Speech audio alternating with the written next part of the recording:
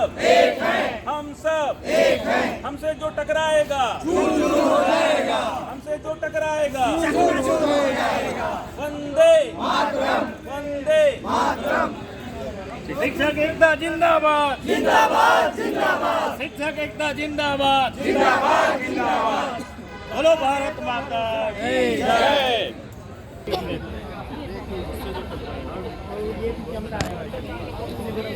कल शाम 6 बजे के आसपास एक खबर न्यूज कट टू कट के सहयोगी संस्था nwnews24.com ने लगाई थी, जिसमें ये कहा गया था कि जो शिक्षक हैं जिनकी प्रमोशन के बाद पोस्टिंग हुई थी और जिन्होंने पोस्टिंग संशोधित कराया है, उस संशोधित पोस्टिंग को निरस्त कर दिया गया है। साथ ही साथ वो संयुक्त संचालक जो इस पूरे मामले में दोषी हैं, उनके खिलाफ FIR दर्ज कराई जाएगी।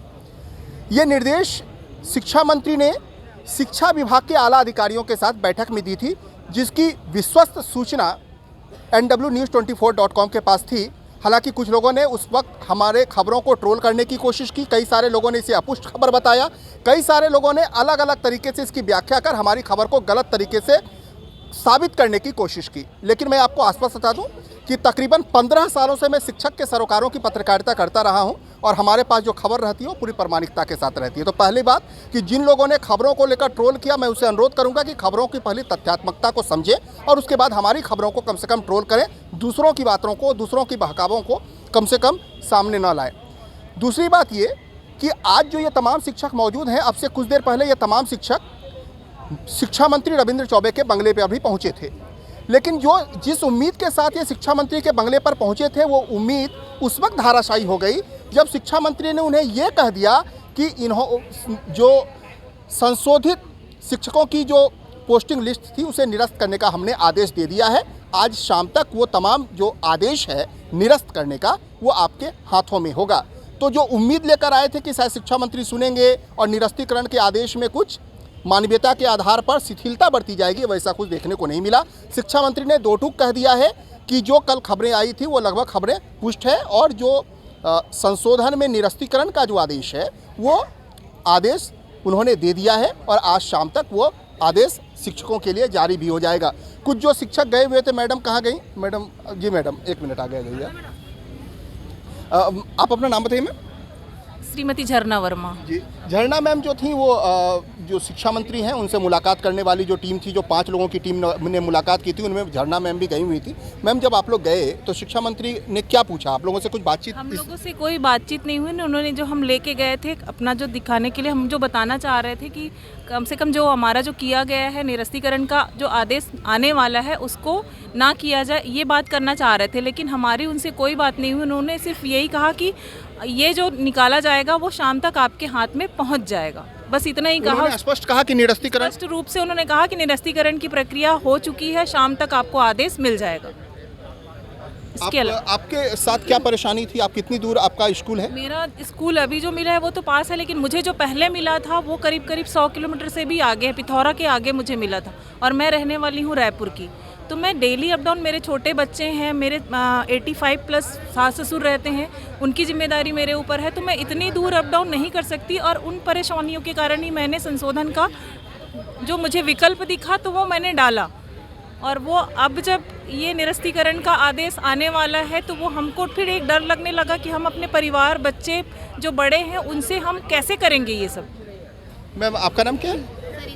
सरिता जी। सरिता मैम भी जो शिक्षा मंत्री थे उनसे मुलाकात करने के लिए गई हुई थी। मैं आपको बताऊं कि 5 लोगों से शिक्षा मंत्री ने मुलाकात की, उनमें से एक सरिता मैम भी थी। आप जब गए तो शिक्षा मंत्री क्या कहीं जाने की तैयारी में थे या आप लोगों से बैठकर बातचीत कर रहे थे? कहीं जाने की तैयारी में थे सर। जो है हम लोग अपना बात रखने के लिए खड़े खड़े ही अपना बात किए थोड़ा सा, फिर सर जो थे शिक्षा मंत्री जी वो सीधा बोल दिए कि आप लोग घर जाइए, निरस्तीकरण का आदेश हो जाएगा। ऐसा करके हम लोग जितने आशा के साथ उनके पास गए थे वो पूरा निराशा में बदल गई। आपका स्कूल कितना दूर है? 50 किलोमीटर बलौदा बाजार जिला है, उसमें कोनी गांव है, वहाँ मिला था मेरे को। जो पहले जो मिला था पतांकन वो होना था वहाँ। जो मैम आपसे पहले भी बात की, चूँकि मेरा ऑडियो जो है गड़बड़ था इसीलिए दोबारा मुझे आना पड़ा आप लोगों से बात करने के लिए। ये बताइए कि आपका स्कूल जो है वो कितना दूर है?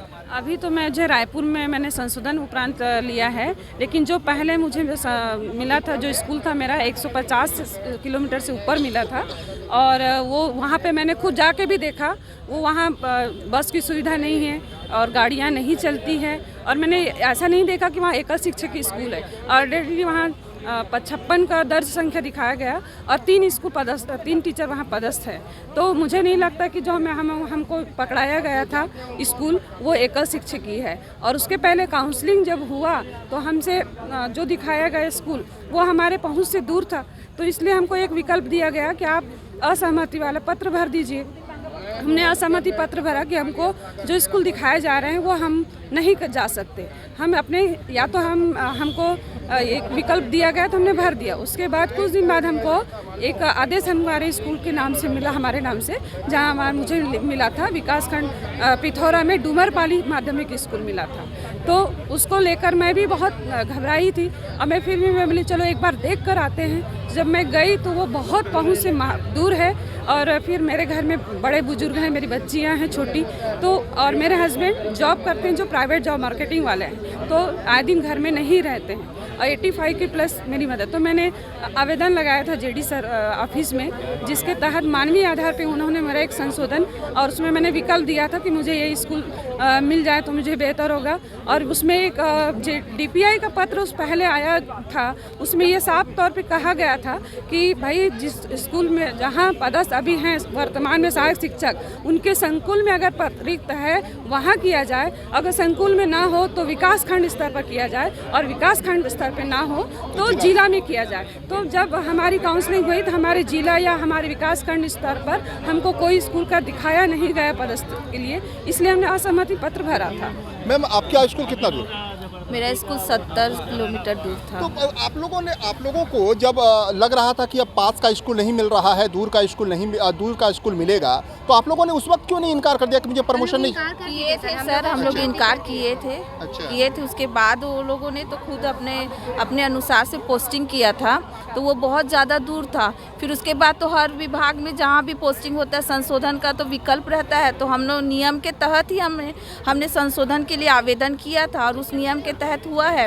अब वो शिक्षा मंत्री अकल उसको ये करते हैं निरस्त, तो एक ही कारण बता दे कि किस नियम के तहत उसको निरस्त कर रहे हैं, वो हमको बता दे।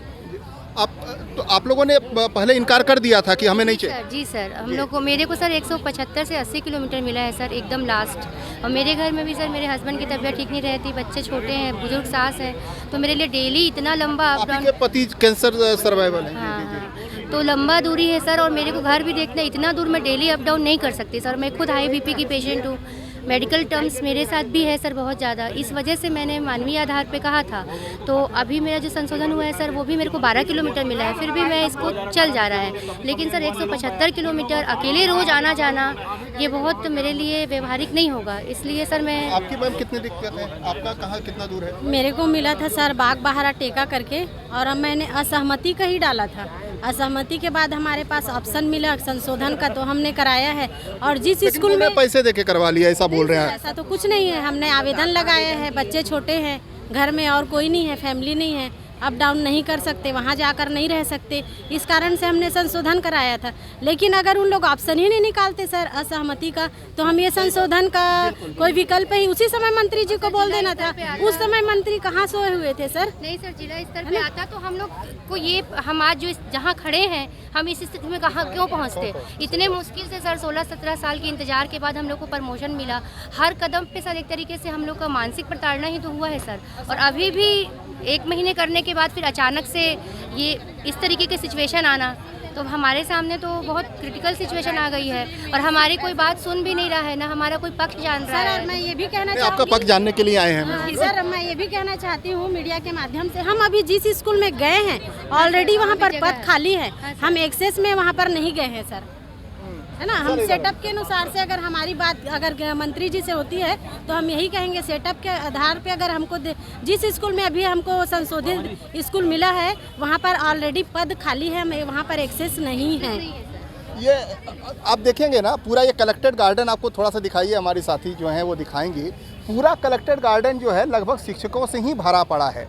हालांकि मैं आपको बताऊं, मैंने आपको शुरुआत में ही बताया था कि ये तमाम भीड़ जो थी कुछ देर पहले शिक्षा मंत्री के बंगले पर थी और शिक्षा मंत्री के बंगले पर यही उम्मीद के साथ ये भीड़ गई हुई थी कि जब वहाँ पर जाएंगे तो कुछ इनकी फरियाद सुनी जाएगी, लेकिन वो फरियाद सुनी नहीं गई। लिहाजा ये तमाम लोग कलेक्टर गार्डन में मौजूद हैं और आप अलग अलग जगहों पर जो दिख रहा होगा वो अलग अलग जगहों पर अलग अलग लोग अलग अलग तरीके से बातचीत कर रहे हैं। जाहिर है विकल्पों की तलाश हो रही है कि जो निरस्तीकरण का आदेश अगर जारी होता है तो फिर अगला कदम इन तमाम शिक्षकों का क्या होगा। जाहिर है वो रास्ता कहीं ना कहीं कोर्ट के कटघरे में पहुंचेगा और फिर जो कानूनी लड़ाई है जो शिक्षकों की, जो अमूमन हर मुद्दे पर लड़नी पड़ती है इन्हें, शायद वो लड़ाई इन्हें फिर से लड़नी पड़ेगी। प्रमोशन के मुद्दे पर जब प्रमोशन नहीं हो रहा था तो उस वक्त भी लड़ाई लड़ी गई थी और जब अब प्रमोशन हो रहा है तो अब पोस्टिंग की लड़ाई इन्हें कोर्ट के उसी चारदीवारी के अंदर लड़नी होगी और फिर वहाँ के फैसले का इंतजार करना पड़ेगा। हमारे साथ वो तमाम शिक्षक हैं। सर, हल्ला तो ये हो रहा है कि पैसे के लेन देन हुए, इसकी वजह से जो है वो कैंसिल कराने की नौबत हुई। पूरा भ्रष्टाचार कर दिया शिक्षकों ने मिलकर, शिक्षकों ने, अधिकारियों ने एक रैकेट चलाया और पूरा भ्रष्टाचार।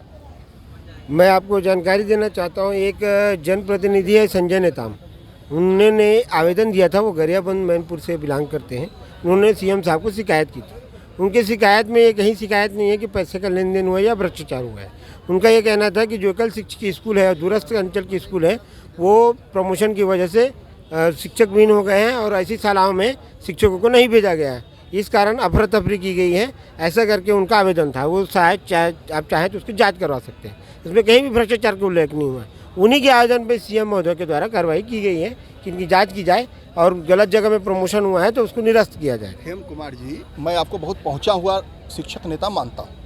आप रायपुर में बहुत दिनों से आप शिक्षकों की अगुवाई करते हैं। क्या आप लोगों को थोड़ा सा भी एहसास नहीं था कि जो प्रक्रिया चल रही है उसमें भ्रष्टाचार होगा? और अगर भ्रष्टाचार की गुंजाइश थी तो आप लोगों ने उस वक्त क्यों नहीं आवाज़ उठाया? क्यों इतने सारे शिक्षकों को आज सड़क पर आना पड़ गया? सारे लोग आज कलेक्टर गार्डन में, गुंजाइश तो उस वक्त भी थी। और जो बार बार आप लोगों को ट्रोल किया जा रहा है कि कुछ लोगों ने बाकायदा क्या लगाया था वहाँ पे, क्या बोल रहा था, क्या लगा के वो शिविर बोल रहे थे, शिविर लगाकर संशोधन करवा रहे थे, इस तरह के आरोप लग रहे हैं। शिक्षक नेता शिविर लगा रहे थे। तो आप लोगों को तो एहसास था ना गड़बड़ी का, कि गड़बड़ी होगी, तो उस वक्त क्यों नहीं आवाज़ उठाई गई? हमें शासन का ये जो रवैया है ये पता नहीं था। शासन ने क्या किया, हमको प्रताड़ित करने के लिए एकल शिक्षक स्कूल में करो करके उन्होंने किया। लेकिन जब लिस्ट हमने देखा तो उसमें आधे पदों को दिखाया गया, आधे पदों को छुपा दिया गया। मतलब वही पद थे जो एकल शिक्षक विहीन है या जहाँ टीचरों की संख्या कम है। अब चूँकि हमारे पास एक ऑप्शन ये था कि अगर वो उसमें दिखाया गया जगह सम्मत नहीं तो असम्मति भर दो, क्योंकि वहाँ दोनों प्रकार के पत्र, सम्मति और असम्मति पत्र थे। तो उस जगह से हमने असम्मति प्रकट कर दी। हमने कब ये सोचा कि इसमें भ्रष्टाचार होगा? हम तो ये सोच रहे जैसे हम असम्मति देते नियम तो पदांकन का नियम चालू हो जाता है। या भी पता कर ले, किसी कानून से पता कर ले कि जैसे काउंसलिंग में आपको सहमति देते हैं उसके बाद पदांकन का नियम चालू होता है। और आपसे इससे बारे में और डिटेल बात करेंगे। ये बताइए कि आरोप अब तो मत्थे शिक्षकों के ऊपर फूड़ेगा। 4,500 जो जिन अधिकारियों को, अब जो जिन वजहों से भी संशोधन हुआ, पैसे के लेन देन हो या मानवीय आधार पर हो, लेकिन खामियाजा किसको भुगतना पड़ रहा है? अगर निरस्तीकरण होता है तो खामियाजा तो शिक्षक को भुगतना पड़ रहा है। ऐसी परिस्थिति क्यों उत्पन्न हुई? आप लोगों ने पहले जब ऐसे सवाल उठ रहे थे और जो आज आरोप लगाकर शिक्षकों का निरस्तीकरण करने की प्रक्रिया चल रही है, ये तो पहले से ही सोशल मीडिया पर थी, पब्लिक डोमेन में पहले से थी कि पद छुपा लिए गए, पद विलोपित कर लिए गए, लोगों को बताया नहीं गया, काउंसलिंग गलत तरीके से हो रही है। उस वक्त कहाँ थे आप लोग, जो अगुवाई करने वाले लोग थे, जिन पर सारे शिक्षकों की नज़र थी? सत्येंद्र जी, इसके मैं ये बोलना चाहूँगा कि जो पद छुपा लिए गए हैं वो तो नो डाउट उसी में संशोधन हुआ है, हम उसमें वापस नहीं आएंगे। चूँकि प्रशासनिक प्रक्रिया है, पदोन्नति की प्रक्रिया है। हम लोग सहायक शिक्षक लोग पिछले 20 साल से, करीब 20 साल से हम लोग इतने परेशान हैं, पदोन्नति नहीं हो रहा है, वेतन विसंगति दूर नहीं हो रहा है। तो मैं भी एक सहायक शिक्षक था, अभी मेरा भी प्रमोशन हुआ है। तो हम सब की एक ही मंशा थी कि हमारा एन केन प्रकार प्रमोशन हो जाए और वेतन विसंगति दूर हो जाए। और वेतन विसंगति जो साथी बच जाएंगे उसका हम लोग क्रमोन्नति हम लोग करवाएंगे। हमारा एक ही सिद्धांत था, एक ही पटरी था, एक ही देत। लेकिन अब अधिकारी उसमें क्या कर रहा है, टेबल वर्क में क्या कर रहा है, हम जाते थे, हम एक ही बात बोलते थे कि सर हमारा प्रमोशन जल्दी करवाइए और सामने चुनाव है, ये सब चीज़। अब वो लोग थोड़ा सा लेट हुआ। अब पिछली बार भी कोर्ट में लगा था और कोर्ट में लगने के कारण क्या हुआ, 1 साल हमारा बर्बाद हुआ, हमारा वित्तीय क्षति हुआ। उसके बाद भी हमने उसमें भी कुछ नहीं बोला। हमको तो उसमें भी बोलना चाहिए सर। हम सभी साथियों को उसमें भी बोलना चाहिए कि हमारा 1 साल बर्बाद है, लेकिन हम ऐसी प्रवृत्ति वाले नहीं हैं। हम शिक्षक हैं, हम बच्चों को पढ़ाते हैं, हम लोग शांत स्वभाव वाले हैं। जो मिल रहा है उसको ले। अब अगला विकल्प क्या है, कदम? मैं वही बता रहा हूँ सर, उसमें हम लोग जाना चाह रहे थे। अब प्रमोशन हुआ, पद छुपा, हमको पहले नहीं पता था। हमको पहले पता था तो हम डालने बोलते कि नहीं बोलते, काउंसिलिंग में हमको बोलते, हमको तो पता नहीं था। अब अधिकारी लेवल पे वो क्या हो रहा है तो अधिकारी ही जाने सर। हमको प्रमोशन हुआ और संशोधन हम सभी का संवैधानिक अधिकार है, और इससे पहले भी संशोधन हुआ है, प्रधान पाठकों में भी हुआ रहा है, इससे पहले भी कई विभागों में होता है। और संशोधन और ट्रांसफ़र में बहुत अंतर नहीं होता है। संशोधन पहले ही हो जाता है और ट्रांसफ़र क्या होता है वो एक बात की प्रक्रिया है। तो इसमें हमको किसी दिक्कत किस में है, मैंने किसी का नाम नहीं ले रहा हूँ, कुछ विघ्न संतोषियों के द्वारा ये जो चुनिंदा 2% भी नहीं होंगे, मैं गिनती में बता दूं 18 से 20 होंगे, ठीक है। इन लोगों के द्वारा बराबर ये बोला जा रहा है कि गलत हुआ तो रद्द करो रद्द करो। भाई कोई भी चीज़ को 2 महीने का वेतन हम लोग उठा चुके हैं और कहीं चोरी चमारी तो नहीं किए हैं। हमने विधिवत रूप से विभाग को संशोधन का आवेदन दिया है, संशोधन हुआ तो अपने अपने जगह गए, जिसको जहाँ जाना वहाँ जाएगा। अब इसमें विभाग क्या करता है और कुछ कार्रवाइयाँ हुई है बड़े अधिकारियों पे, तो सरकार उसको जाके जांच का विषय है। सस्पेंड किए हैं बड़े अधिकारियों को तो इसलिए करते हैं ताकि वो जांच में रोड़ा ना अटकाए, यही होता है ना। तो आप लोग मतलब आए क्यों, मतलब शिक्षा मंत्री से जो मिलने गए, ये मतलब क्यों, कब गए आप लोगों को क्या पता चला जो शिक्षा मंत्री के पास गए, और कब जानकारी हुई आप लोगों को? हाँ, आपके न्यूज़ चैनल के माध्यम से हमने व्हाट्सएप में मैसेज आया था, न्यूज़ आया था, उसमें हमने देखा कि ऐसी प्रक्रिया चल रही कि उन्होंने मौखिक रूप से निर्देश दिया है कि संशोधन जो है वो निरस्त किया जाएगा। तो ये जानकारी हुई तो हम माननीय शिक्षा मंत्री से मिल के अपनी पीड़ा को व्यक्त करना चाह रहे थे। कितने साल बाद प्रमोशन, पूरी बात तो सुने नहीं शिक्षा मंत्री आप लोगों की? सुनिए ना, वहाँ पर शिक्षा मंत्री का रोज़ कान काटने के लिए 15-20 लोग वहाँ बैठे रहते हैं। अभी भी आप मिल के आए होंगे वहाँ से। वो लोग ये चाहते हैं, ये हमारे दुश्मन हैं, ये सहायक शिक्षकों के दुश्मन हैं, सरकार के किसी सरकार के भी पक्ष वाले लोग भी नहीं हैं। ये चाहते हैं किसी तरह संशोधन निरस्त हो जाए और ये लोग परेशान हों, एक दूसरे पर आरोप प्रत्यारोप लगाएं कि इसके कारण हुआ उसके कारण हुआ, कोई संगठन साथ नहीं दिया। जबकि ये लोग हमारे इतने सारे जो संशोधन जिनका हुआ है उसके लिए ये लोग मोर्चा खोल के बैठे, अभी भी बैठे हुए हैं वहाँ शिक्षा मंत्री के। अच्छा, ये बताइए, आप भी गए थे क्या शिक्षा मंत्री के बंगले पे? हाँ, अभी गया था। तो कुछ लोग आपको कब मालूम चला कि ये निरस्त करने का आदेश हो गया? नहीं, सोशल मीडिया में क्या है, निरस्तीकरण का एक वेब न्यूज़ और प्रिंट मीडिया के माध्यम से चल रहा है, तभी हमें जानकारी मिला। तो चलो निवेदन किया जाए शिक्षा मंत्री से, बिल्कुल हम लोगों का संशोधन निरस्त ना हो। बहुत से महिलाएँ हैं जो दूर में थे, संशोधन के माध्यम से नज़दीक आ गए हैं, उनकी भी पीड़ा है। तो ये सर जो है वो भिलाई के सीएम हाउस भी गए थे और वहाँ पर इन्होंने अपना आवेदन दिया था सर। जी, तो सब साथ गए थे आप लोग। तो सर वहाँ पर क्या कुछ मिल रहा है आप लोगों को, राहत की उम्मीद आप लोग कर रहे हैं कि कुछ होगा? नहीं, अभी तक तो सीएम साहब से बात नहीं हो पाई। हम तो निवेदन करने शिक्षा मंत्री के बंगले तक गए, सीएम साहब के बंगले तक गए, और अभी और निवेदन करने के लिए और दूसरे विधायक और जितने जनप्रतिनिधि हैं उनके पास भी जाएंगे। हमारी पीड़ा है, पीड़ा ये है कि हमारे कई साथी जिसके परिवार में समस्याएं हैं वही संशोधन चाह रहे हैं। संशोधन कौन चाहेगा? मुझे देखिए, मेरे घर में मेरी मिसेस अलग जगह जॉब में है, यहीं रायपुर में है, और मेरा ट्रांसफ़र उधर गरियाबंद में हो जाता है। आज जो बैठक हुआ उसमें विकल्प आप लोगों ने क्या चुना है? नहीं, हमारा पहला विकल्प तो हमको भरोसा है, हमको हमारे सीएम भरोसा है। जी बिल्कुल भरोसा है कि ऐसे 1-2 के ऊपर होता तो अलग बात थी। पूरे 4500 परिवार के ऊपर ये घात, वज्रघात कहा जाए, वो एक साथ होने वाला है। तो हमको भरोसा ये है कि इतनी बड़ी अनहोनी और इतने बड़े दर्द हम सभी परिवार को एक साथ नहीं देंगे, ये भरोसा है। इस निवेदन को लेकर हम उन मंत्रियों के पास गए। क्या कोर्ट भी जा रहे हैं? नहीं, अभी तो कोर्ट जाने का हमने सिर्फ एक चर्चा की है, बिना आदेश। बैठक में क्या निर्णय लिया है? आज आप लोग जो यहाँ पे तमाम लोग इकट्ठा हुए थे, मैं जब आया था तो तकरीबन 600-700 लोग थे, तो क्या निर्णय लिया था? आज तो देख ही रहे हैं, हम लोग सहायक शिक्षक लोग शुरू से पीड़ित रहे, रमन सिंह के समय भी पीड़ित रहे और इस शासन में भी पीड़ित रहे हैं। लेकिन हमारा ये प्रयास है कि हमारा जो दर्द है उसको हम बताएं, पीड़क बताएं। अगर वो पीड़क को नहीं सुनते और गलती से कोई गलत आदेश निकल जाता है तो उसके विरुद्ध हम लोग कोर्ट जाने के लिए स्वतंत्र हैं। कोर्ट भी जाएंगे? सामने जो है उसको विकल्प खुला हुआ है सर, लेकिन हमको पूरा भरोसा है, जैसे बोलते हैं भूपे से तो भरोसा है, और 4,500 परिवार का जो है उनको सहयोग और साथ भी मिलेगा। निश्चित तौर पे हमारा प्रमोशन हुआ है, खुशी की बात है।